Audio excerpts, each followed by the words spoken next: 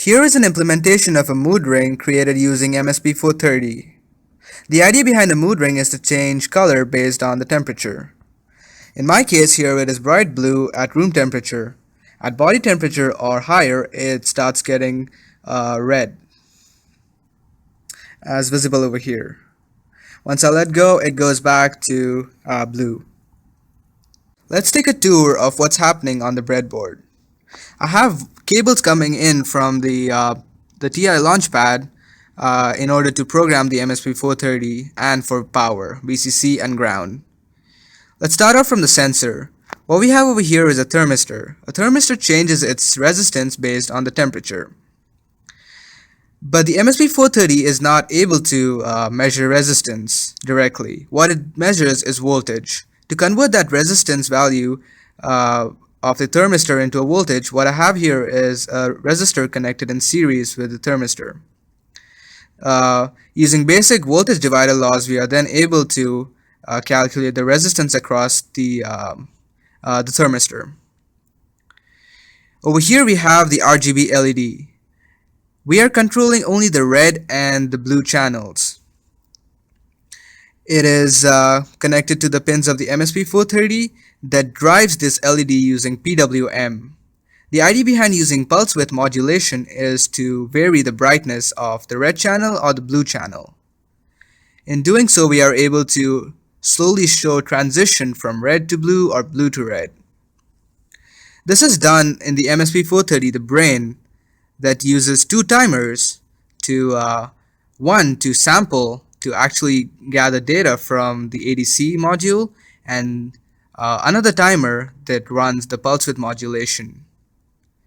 Using the information from the ADC10 module, we are able to vary the duty cycle for the red channel or the blue channel, depending on if it's like cold or hot. That is the gist of what's happening on the board.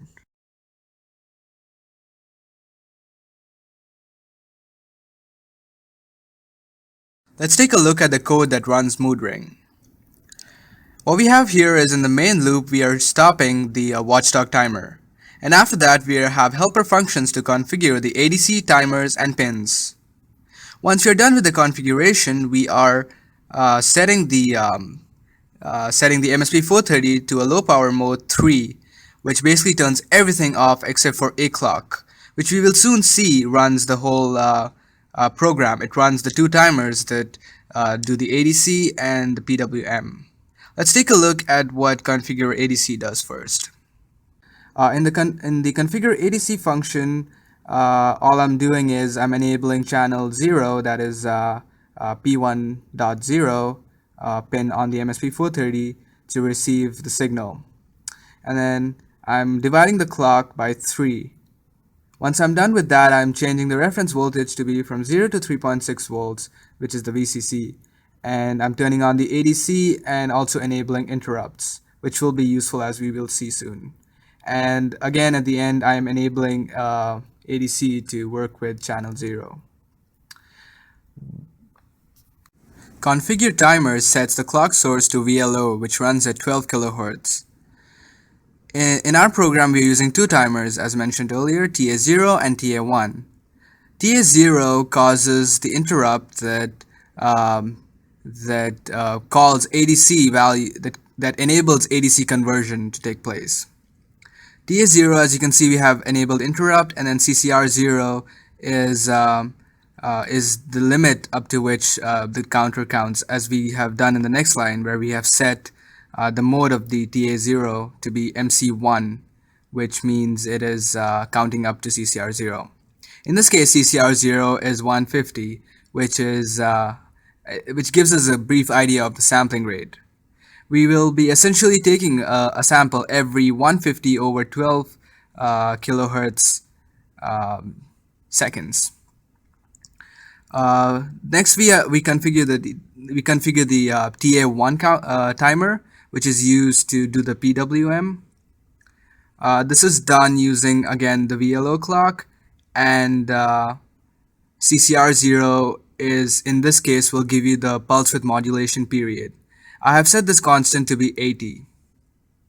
It is just enough to not cause flicker and be fast enough. Uh, I initialized the CCR2 and CCR1 to uh, to an arbitrary value, which it doesn't matter much because it'll be changed soon. The timer A1 is running on out mod 7, which is reset set mode. This allows us to actually do the pulse width modulation. What this means is that we will have a duty cycle that is CCR1 over CCR0. Since we are controlling two lights, the red channel and the blue channel, we have two CCR registers, the capture control registers. CCR1 and CCR2 correspond to red and blue channels respectively. In this case, we are arbitrary setting initial values. These are modified later in the interrupt for the ADC. After timers, we have to configure the pins. In my case, I am using two pins to do the output, one for red, one for blue, and P10 for input, as it can be seen in this line of code. Having done the configurations, let's take a look at the interrupts. For the first interrupt, we are telling the ADC10 to start conversion. In this case, you can see over here in this line, we are saying ENC plus ADC10 SC, which basically directs the ADC10 to start its conversions. Once it starts its conversion, the ADC10 has its own interrupt service that runs once value is loaded to ADC10 mem. We disable conversion and get the value from ADC10 mem. We check for bound. We check if the ADC underscore reading value is within the bounds of max temp and min temp. If it's not, then we assign it to the max value or the min value.